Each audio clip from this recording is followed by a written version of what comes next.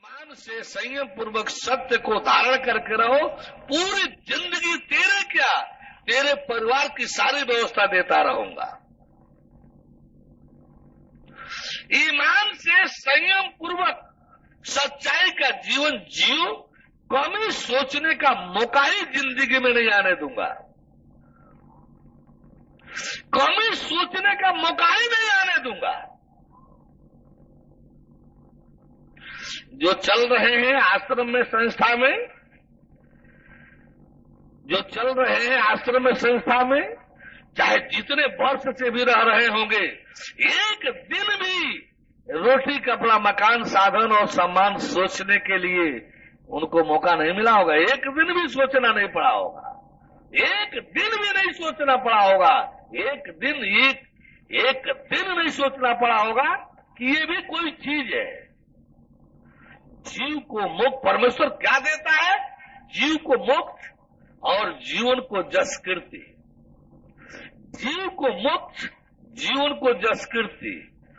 रोटी कपड़ा मकान साधन और सम्मान तो परमेश्वर वालों के पीछे पीछे राती है फिरती फिरती, राती है फिरती फिरती।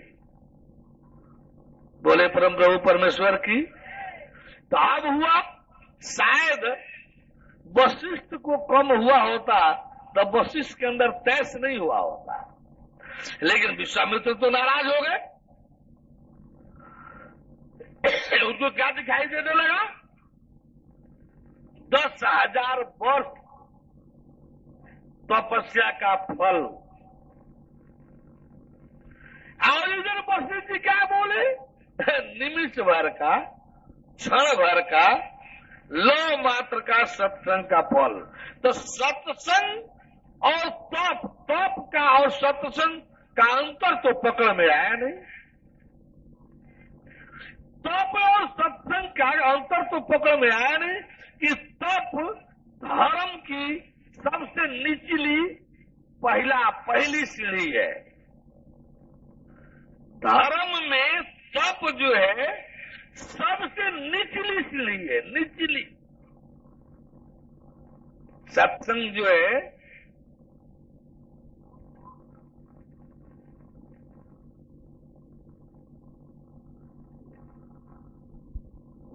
बोले परम प्रभु परमेश्वर की, परम प्रभु परमेश्वर की। तप जो है धर्म में सबसे निचली सीढ़ी है, निचली, पहला फर्स्ट स्टेप है। और सत्संग जो है सबसे अंतिम सीढ़ी है, अंतिम सीढ़ी है, जिस पर से सीधे परमेश्वर का मिलना है, छत पर जाना है। ये तो समझ में आया नहीं विश्वामित्र के। अब ये मामला विवाद बन गया। वशिष्ठ जी कहे कि क्यों नाराज हो रहे हो विश्वामित्र, क्या बात है?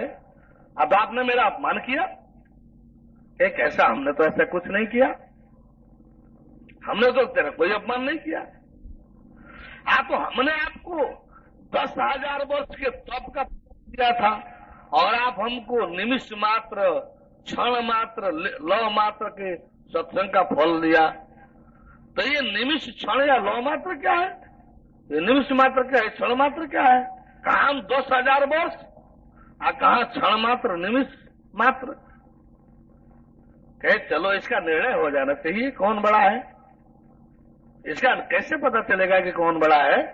कहे हो जाए, चला जाए, निर्णय हो जाए। वहां चलो, ब्रह्मा के पास चलो। दोनों लोग ब्रह्मा जी के पास गए। ब्रह्मा जी सोचे कि रे इसमें तो सत्संग है, ये निर्णय मैं कैसे दे सकता हूं? इस सत्संग की महिमा का गुणगान मैं कैसे गुणगान कर सकता हूं? मेरे बस कहे कहाँ है। तुरंत उन लोगों को संकेत दिए कि अरे आप शेषनाग के पास जाओ। शेषनाग जो है ना, वो इसका सही निर्णय कर सकते हैं। अब जो है दोनों मूर्ति चल दिए शेषनाग के पास। अब शेषनाग जो है दोनों मूर्ति को देख रहे हैं, दोनों लोग जा रहे हैं। तो शेषनाग जी कह रहे हैं, अरे भैया मैं इसका निर्णय कैसे दे पाऊंगा? आप लोग देख रहे हैं मेरे सर पर तो पृथ्वी का भार है। मेरे सर पर तो पृथ्वी का भार है, मैं इसका निर्णय कैसे दे सकता हूं? हाँ, एक बात जरूर है कि आप लोग भार लीजिए, तब तक थोड़ी देर रखिए, फुर्सत होकर के मैं निर्णय दे लेता हूं, फिर ले लूंगा। तो पहले नंबर का है कि विश्वामित्र, आप तो बड़े भारी तपस्वी हो भैया, आप में बहुत बड़ा तप का फल है। ऐसा करो कि तप के फल से, बल से आप इस पृथ्वी को तब तक धारण करो, और फिर जो है हम जब निर्णय दे लेंगे तो फिर ले लेंगे। विश्वामित्र हाथ जोकर खड़े हो गए, ना वो भाई हमारे बस का नहीं है, ये पृथ्वी का वजन हम उठा पाएंगे, ये तो हमारे बस का नहीं है। तब कहे कि बस तो आप सुनो भैया, तो आप ही तब तक लिए रहिए, निर्णय ले, आपके सत्संग में यदि दम है तो आप ही लिए रहिए। जब निर्णय दे लेता हूं तो ले लूंगा। वशिष्ठ जी कहे दे दीजिए। वशिष्ठ जी ने कहा कि दे दीजिए। शेषनाग जी कहे कि ठीक है, जाइए आप लोग। दिए नहीं, कह रहे ठीक है जाइए आप लोग। विश्वामित्र पूछे कि आपने निर्णय नहीं दिया? आपने निर्णय नहीं दिया कि इसलिए हम लोग आए थे? कहे कि अभी निर्णय बाकी ही है। शेषनाग जी कहे कि अभी निर्णय बाकी ही है। तो क्या निर्णय हुआ? वही, तप में इतनी क्षमता शक्ति नहीं है कि धरती का भार सह ले, लेकिन सत्संग कुछ नहीं समझता है धरती को। यदि धरती नहीं, ब्रह्मांड की भी एक बार भार सहने की बात आवे तो सत्संग कुछ नहीं सोचेगा, तुरंत सहने के लिए स्वीकार कर लेगा। विश्वामित्र मुंह लटकाए चले, कहे कि उस निमिष मात्र, क्षण मात्र का जो सत्संग था फल, उसकी कोई तुलना ही नहीं है इस 10,000 वर्ष के तपस्या के फल करते। वो उतना ही नहीं, इतना भारी है, इतना आगे है, इतना भारी, इतना आगे है कि 10,000 वर्ष के तपस्या के फल भी उसके सामने कुछ नहीं है। मेरे सत्संग के उस निमिष मात्र फल जो सत्संग था, उसका फल भारी पड़ गया। निर्णय विश्वामित्र वशिष्ठ जी के पक्ष में गया, विश्वामित्र के खिलाफ गया। तो ये 7-8 दिन का जो सत्संग है, सत्संग जो 7-8 दिन का है, इसको आप बंधुजन क्या समझते हैं? केवल सत्संग और संग का समाधान, ब्रह्मांड में इसके समतुल्य कहीं कुछ नहीं है। ब्रह्मांड में इसके समतुल्य कहीं कुछ नहीं होता है। लाखों जन्म धारण करके योग साधना करते रह जाइए, आत्मा से आगे उसमें कुछ है ही नहीं, तो आपको मिलेगा क्या? आत्मा से आगे उसमें है ही नहीं, तो आपको मिलेगा क्या?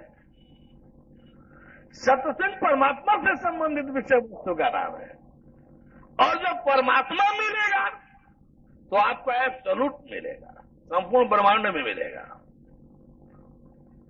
परमात्मा मिलेगा तो परमात्मा केवल एक अकेला नहीं मिलेगा, सारी शक्तियां, सारे सत्ता, सारा जड़ चेतन जगत सब उसमें मिलेगा,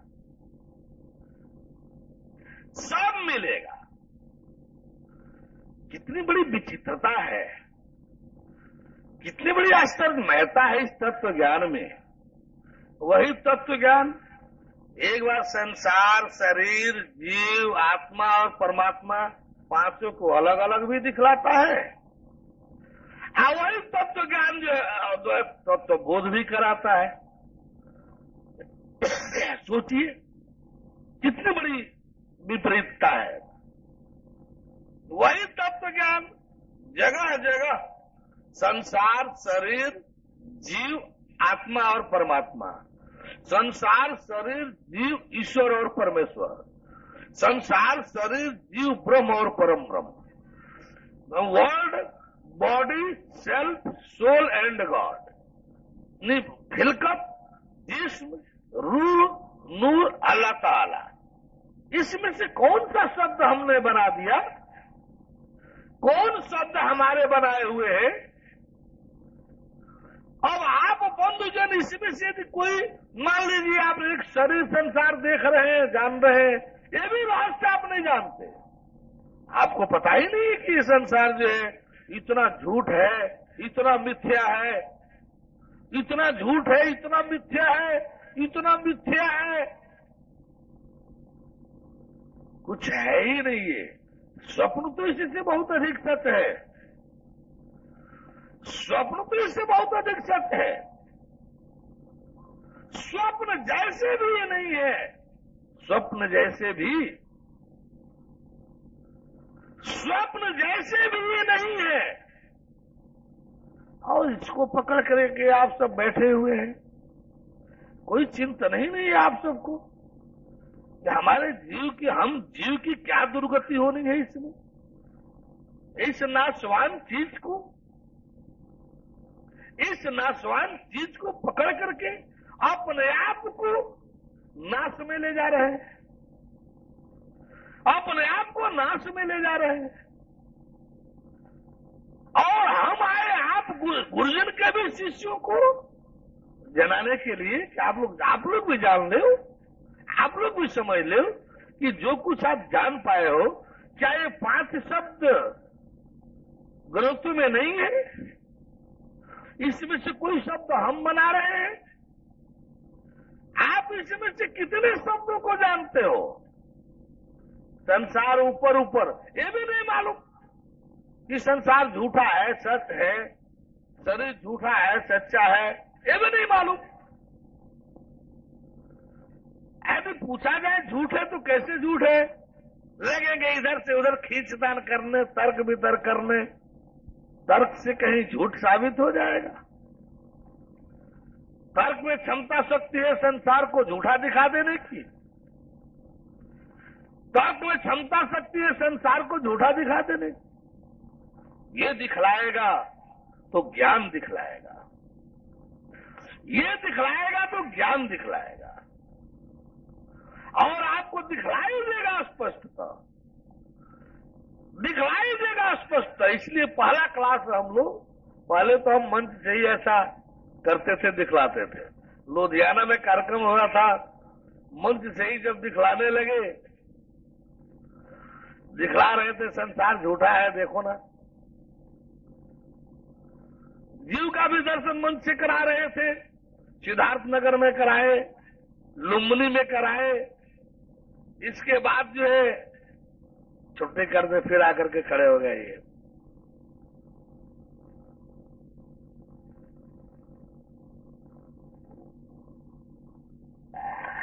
जीव तक का दर्शन तो मंच से ही करा देते थे, लेकिन देखा कि इसका महत्व और लाभ जो लेना चाहिए आप लोगों को, इसको इतना हल्का बना दिया गया, इतना महत्वहीन बना दिया गया कि इसका लाभ लेने के बजाय एक सहज हो गया। हमने सोचा कि नहीं नहीं, इतनी महत्वपूर्ण चीज और ऐसे हवा में उड़ा देने से इसका लाभ किसी को नहीं मिल पाएगा। फिर बाद में एक जो लुम्बिनी में तो हमारा ही बताया दिखाया हुआ, हमारे बहुत खड़ा हो गया खिलाफ। लुम्बिनी में ऐसे ही चुनौती दे रहे थे, नेपाल में लुम्बिनी में, कि कोई धरती पर ऐसा नहीं है जो कहते कि मैंने जीव जाना देखा है। कोई भी गुरु जी नहीं कह सकते, कोई गुरु जी नहीं कह सकते कि हमने जीव जाना देखा है। बार बार बता रहे कि जमराज जमराज, शंकर जी महादेव जी, जिनकी रात दिन जीव की ही ड्यूटी है, उनको भी पता नहीं कि जो कर रहा हूं ये जीव ही है। उनकी जानकारी में जीव नहीं है, कुछ उनकी जानकारी में जीव नहीं है। कैसे? अब आप लोग अपने को देख लीजिए। रोज सोते हैं, रोज जागते हैं, रोज सोते हैं, रोज जागते हैं। आपका आधा घंटा 1 घंटा समय यदि कहीं देर हो गया तो बार बार घड़ी देखते हैं। आप लोग इसे सत्संग में भी बार बार घड़ी देखते हैं। आज थोड़ा घंटा आध घंटा देर होता है तो उठ कर चल देते हैं, ये काम करना है, वो समय इतना समय हो गया। काल कर्म का घेरा तो है ही है। काल कर्म की का घेरा तो अभी तो काल कर्म के अधीन आप चल रहे हैं। मैं काल कर्म और गुण इन्हीं से तो सबको बांधे हुए हैं। तो आप जब घंटा आध घंटा देर हुआ फट घड़ी बार बार देखना शुरू कर देते हैं। देर हो गया भाई। जरा सा नहीं सोचते कि आपके जीवन का 1/3 हिस्सा ले लेने वाला ये नींद क्या है, ये सोना क्या है और क्यों है। आपके जीवन का 1/3 हिस्सा खा जाने वाला, आपके जीवन का यदि 100 वर्ष का आपका जीवन है तो 30 से 25 वर्ष का, लगभग 30 से 25 वर्ष का जीवन खा जाने वाला ये क्या है। कभी आप लोगों ने सोचा और क्यों है, क्या है और क्यों है। आप लोगों ने कभी सोचा ही नहीं। आप लोग पूछ करके जरा तलाश करके बताइए नहीं। सब तो रोज सोते हैं, रोज जागते हैं। क्या है और क्यों है। अरे दुनिया के किसी ग्रंथ में नहीं है, दुनिया की किसी किताब में नहीं है। कैसे है ये तो मनोवैज्ञानिक लोग कर ले रहे हैं। सुला लेंगे, जगा लेंगे, वेब्स क्रिएट करके ब्रेन में वेब्स क्रिएट करा करके सुला लेंगे, जगा लेंगे। लेकिन ये है क्या और क्यों है कोई बताने का कष्ट करेगा। ये क्या बताया, कोई क्या बताएगा। सिवाय परमेश्वर के ब्रह्मांड में किसी को भी ये मालूम नहीं है। सिवाय परमेश्वर के, परमात्मा के, इस ब्रह्मांड में किसी को भी मालूम नहीं है कि वास्तव में ये सोना क्या है और क्यों है। किसी को भी। शिष्य जी लोगों को अपने गुरु जी से पूछना चाहिए ये क्या है और क्यों है। गुरु जी का था पता चल जाएगा। गुरु जी का था पता चल जाएगा कि क्या है क्यों है। आप लोग विद्वान साइकोलॉजिस्ट आता है, किसी जोगी महात्मा किसी से पूछ करके हमको बतलाइएगा।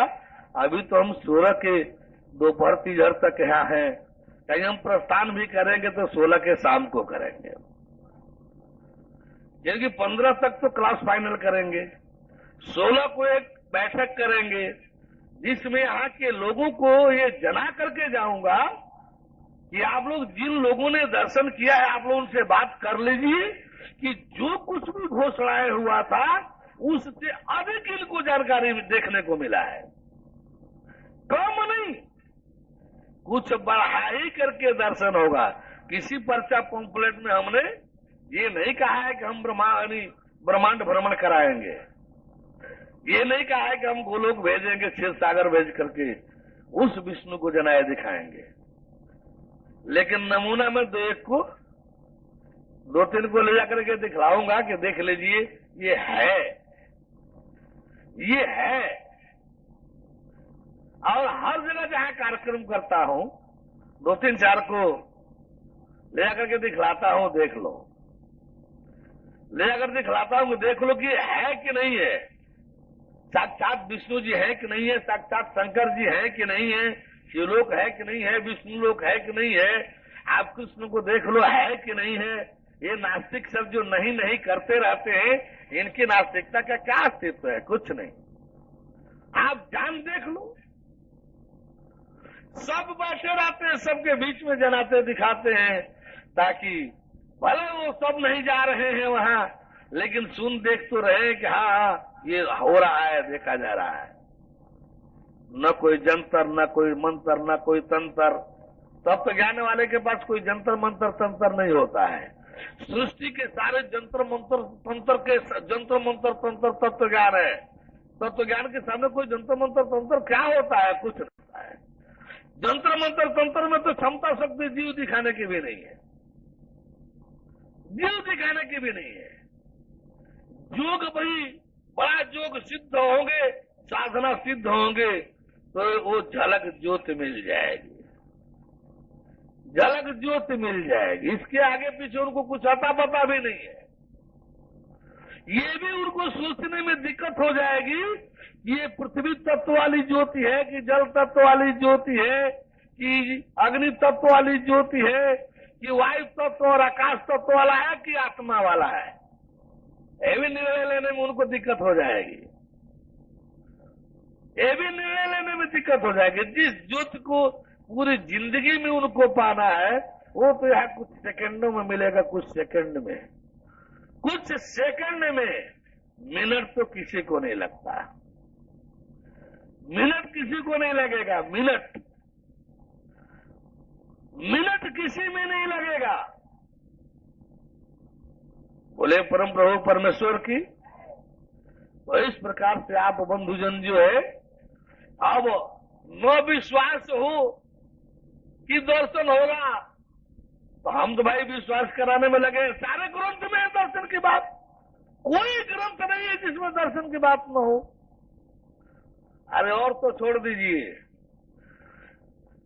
निरंकारी वाले हरदेव के यहां भी लिखा है किताब में कि सत्य को देखो, उनके सत्य को देखो जिसके यहां कुछ है ही नहीं है, बस ये आत्मा ये परमात्मा। अरे उन लोगों को भी हम कहेंगे कि वहां सत्य तो नहीं है जो आप देख सकोगे। बंधुजन कम से कम यहां तो जान देख लो, सत्य क्या होता है ये तो बंधुजन जान देख लो। एक चांस मिला है, कोई इसलिए तो इसमें 10 पैसा फीस नहीं लगाया कि आपको बहाना मिले कि हमारे पास 10 पैसा नहीं था इसलिए हम दर्शन नहीं कर सके। इसकी फीस ऐसी है कि कोई भी धरती का नहीं कर सकता कि मेरे पास नहीं है। इस तत्व ज्ञान की फीस ऐसी है कि कोई भी धरती का नहीं कह सकता कि मेरे पास नहीं है। राजा हो या रंक हो, भिक्षुक भिखारी हो या धन्ना सेठ हो, आप जो कोई भी हो उसको अर्पण करने को तैयार हो जाइए, मिल जाएगा वो। अपना कुछ मत दीजिए, लेकिन उसका जो आपके पास है वो तो उसको वापस करना पड़ेगा ना। जब बैंक से आप लोन ले रहे होंगे, आपका 10, 20, 50 लाख ही लोन पास हो गया हो, आप 50 रुपया आपका पहले का बैंक का बकाया होगा, तो वो 50 रुपया बकाया जमा करके नो ड्यूज नहीं लेंगे तो वो 50 लाख वहां रुका रहेगा, मिलेगा नहीं। वो 50 लाख तब मिलेगा जब पिछला नो ड्यूज आप दीजिए, नो ड्यूज दीजिए। 50 रुपया है तो क्या पहले दीजिए, अब तब भगवान ने आपके पास झूठ दिया, मायावी झूठ जब पकड़ करके आप नहीं छोड़ना चाहेंगे तो परम सत्य झूठ जो घृणित है, झूठ जो निंदनीय है, ऐसा एक धर्म ग्रंथ नहीं है जो इस मैं मेरा की निंदा न करता हो। पारिवारिक जीवन की, सांसारिक जीवन की निंदा न करता हो, एक ग्रंथ नहीं मिलेगा, एक ग्रंथ नहीं मिलेगा जो इस गार्हस्थ जीवन की घोर घोर निंदा न करता हो, घृणास्पद न बताता हो। आप इस मायावी झूठ को जो घृणित है, जो निंदनीय है, इसको तो पसंद से पकड़े हुए हैं। ये जब आप नहीं छोड़कर वापस नहीं कर सकते, जो निंदनीय है, जो घृणित है, इसको आप वापस करके नहीं कर सकते, तो इस झूठ और निंदनीयता में वह परम ब्रह्म परमेश्वर जो है, परम वंदनीय ज्ञान, परम पूजनीय भगवान, परम वंदनीय, परम पूजनीय ज्ञान और भगवान आपको इस झूठ में, इस निंदनीयता में वो डाल करके उसको भी कलंकित करे? ऐसा कैसे सोच रहे हैं? अब हम क्या कह रहे हैं? जीवन, अरे परलोक प्रधान जीवन बनाइए, धर्म में जीवन तो जीना ही है। जीवन तो आप जी रहे हैं, हम भी मरने को नहीं कह रहे हैं कि मर जाइए, हम भी जीवन जीने को कह रहे हैं। दो क्षेत्र है, आप कर्म और धर्म, कर्म और धर्म। कर्म भोग व्यसन को ले जाता है, धर्म मोक्ष को दिलाता है। कर्म में अभी है, धर्म भगवान वाला है। हमारा कहना है कि जीवन तो आप जी रहे हैं, इस मायावी झूठ फरेब घृणित निंदनीय वाले कर्म और भोग के बीच में जीवन जीने के बजाय क्यों नहीं जीवन को धर्म और मोक्ष के बीच में बैठकर जिया जाए? जो जीवन हम आप जो है कर्म और भोग के बीच में इस मायावी झूठ निंदनीय घृणित के जीवन जीने में लगे हैं, जिसमें झूठ फरेब चोरी बेईमानी लूटपाट सब भरा है, कमी की कमी है तो ये सब रहेगा ही रहेगा। जब कमी होगी तो ये सब होगा ही होगा।